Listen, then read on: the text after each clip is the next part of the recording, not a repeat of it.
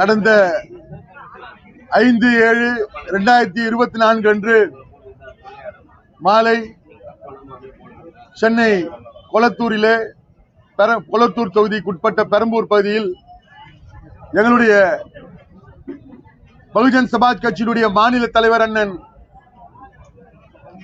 Armstrong அவர்கள் படுகொலை செய்யப்பட்டிருக்கிறார். இந்த படுகொலைக்கு நீதி கேட்டு இந்த தேசம் முழுவதும் போராட்டம் நடந்து கொண்டிருக்கிறது.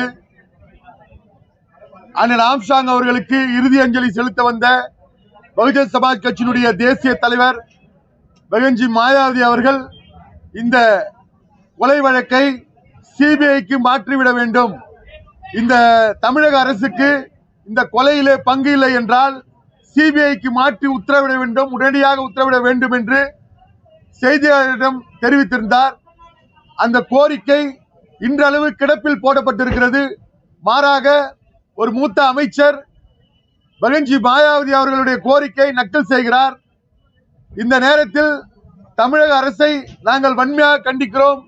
காவல்துறையின் மீது எங்களுக்கு நம்பிக்கை இல்லை. சிபிஐ என்கொயரி அல்லது தேசிய புலனாய்வு அமைப்பு என்கிற NIA இன்று இந்த விசாரணையை வேறு விசாரணை அமைப்புகளுக்கு மாற்ற வேண்டும் என்று பகுஜன் சமாஜ் கட்சி மட்டுமல்ல, தமிழகத்தில் இருக்கிற ஏறத்தாழ 75% கட்சிகள் கோரிக்கை விடுத்திருக்கிறது. ஏன் இதிலே தமிழக அரசு மௌனம் காக்கிறது என்று தெரியவில்லை. காவல்துறையினர் இந்த படுகொலையிலே என்ன களமாடி இருக்கிறார்கள் என்று சாதாரண மக்கள் கேள்வி கேட்டுக் கொண்டிருக்கிறார்கள். காவல்துறையினருடைய நடவடிக்கை என்பது எங்களுக்கு தெரிய வேண்டும். கொலை நடந்து 13 நாட்கள் ஆகிவிட்டது. ஆனால் கொலைக்கான பின்னணி என்ன? இது கூலிப்படையுடைய கொலை என்றால் கூலி கொடுத்தது யார்? இதுக்கு பின்னணியாக இருந்து செயல்பட்டது யார்? மூளையாக இருந்து செயல்பட்டது யார்? பணம் கொடுத்து செயல்பட்டது யார் என்ற கேள்விகள் எங்கள் நெஞ்சங்களிலே கொதிப்பாய் கொதிக்கிறது. தமிழக அரசும் காவல்துறையும் காக்கிற மௌனம் எங்களை தமிழக அரசு மீதும் காவல்துறை மீதும் இந்த கொலைக்கு சந்தேகம் கொள்ள செய்கிறது. இந்த எப்போதுமே வன்முறைக்கு எதிராகவும் சட்டம் ஒழுங்கை பாதுகாக்கவும் தன்னுடைய வாழ்நாள் முழுவதும் போராடிய அண்ணன் ஆம்ஸ்ட்ராங் அவர்களுக்கே இந்த நிலை என்றால் சாதாரண மக்களுடைய நிலை என்ன? சற்று சிந்தித்து பார்க்க வேண்டும். சாதாரண மக்களுடைய இந்த உயிர் பயம் என்று இன்றைக்கு தமிழகம் முழுவதும் இருக்கிறது. இதற்கெல்லாம் இந்த தமிழக அரசு பதில் சொல்லியே ஆக வேண்டும். உடனடியாக இந்த வழக்கை சிபிஐக்கு மாற்றி உத்தரவிட்டு இந்த படுகொலை வழக்கில் இருக்கிற உண்மைகளை வெளிக்கொணர்ந்து மக்கள் முன் வெளிச்சம் போட்டு காட்ட வேண்டும் என்று பகுஜன் சமாஜ் கட்சி தன்னுடைய கோரிக்கையை வெளிப்படுத்துகிறது. இன்றைக்கு திருவள்ளூர் மாவட்டத்தில் இந்த ஆர்ப்பாட்டம் நடந்தேறி இருக்கிறது. இது தொடக்கம்தான். நாளைக்கு செய்யூரிலே நடக்கிறது, நாளை மறுநாள் கடலூர் மாவட்டத்தில் நடக்கிறது. இது மட்டுமல்லாமல் இந்த தேசம் முழுவதும் போராட்டங்களால் நிறைய போகிறது. நாங்கள் எத்தகைய போராட்டத்துக்கும் தயாராக இருக்கிறோம். சிறை நிரப்பும் போராட்டத்திற்கு கூட நாங்கள் அஞ்ச மாட்டோம் என்று இந்த நேரத்தில் தெரிவித்துக் கொள்கிறேன். ஜெய் பீம்.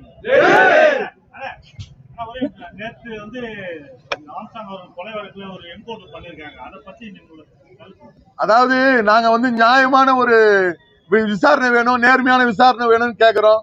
போலீஸ் எங்களை ஆசுவாசப்படுத்துறதுக்கு இது மாதிரி வேலையை செய்யறாங்க. இது ஏதோ ஒரே ஒரு ஆளை கொலை பண்ணிட்டா இது தீந்துருமா? ஏறத்தாழ 30 பேர் அங்க வந்ததா சொல்றாங்க. இதுக்கு பின்னாடி ஏதோ ரவுடி கூட்டம், கூலிப்படை கூட்டம் எல்லாம் நிறைய இருக்குதுன்னு சொல்றாங்க. ஐயோ, ஆளுங்கட்சி பிரமுகர்கள் அதுவும் இல்லாம எல்லா பெரிய கட்சிக்காரங்க நிறைய பேர் இருக்காங்க. எங்களுக்கு இது உண்மை தெரியணும்.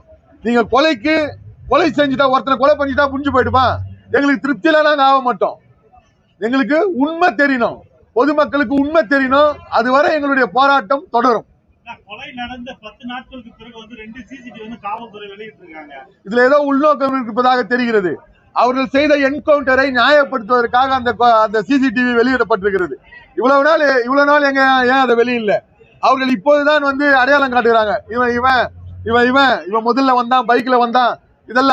இதெல்லாம் நீங்க பாத்துங்க. எங்களுக்கு தேவை கொலை குற்றத்துடைய பின்னணி என்ன, அதுதான். ஏன்னா நான் ஒரு மாபெரும் தலைவர், ஒரு மாபெரும் தலைவருடைய படுகொலைக்கு இன்றைக்கு தமிழகம் ரொம்ப அமைதியா இருக்குதுன்னு நினைக்காதீங்க. இது எங்களுடைய போராட்டம் வெவ்வேறு களங்களிலே இருக்கும், வெவ்வேறு தளங்களிலே இருக்கும் என்று தமிழக அரசை எச்சரிக்கிறோம். உளவுத்துறை பக்க ஃபெயிலியர், 100% ஃபெயிலியர், அல்லது உளவுத்துறை துரோகம் செய்திருக்கிறது. உளவுத்துறைக்கு தெரியாமல் தமிழகத்தில் எதுவுமே நடக்காது. உளவுத்துறை துரோகம் செய்திருக்கிறது.